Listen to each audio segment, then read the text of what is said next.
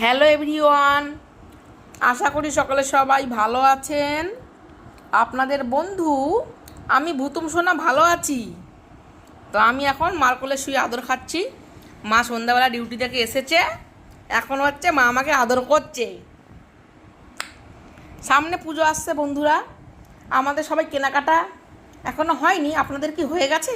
তবে আমার মাকে নেল পালিশ কিনেছে, এই যে আমার মা পরেছে।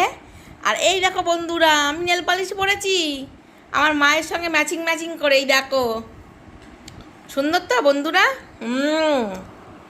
এই দেখো, এই হাতেও পরেছি, কি সুন্দর, মায়ের সাথে পুরো ম্যাচিং ম্যাচিং।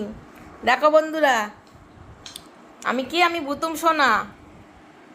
সারাদিন পা ফাঁক করে শুয়ে থাকি, সারাদিন আমি উল্টে শুয়ে থাকি, পাছা উল্টিয়ে।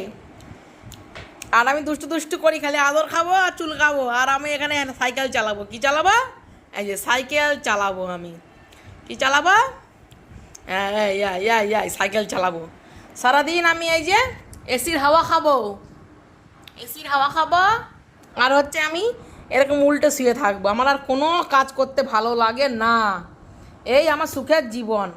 এই যে মা এত নেল পালিশ পরালো পুজো উপলক্ষে। তো কেমন হয়েছে বন্ধুরা সবাই জানাবেন।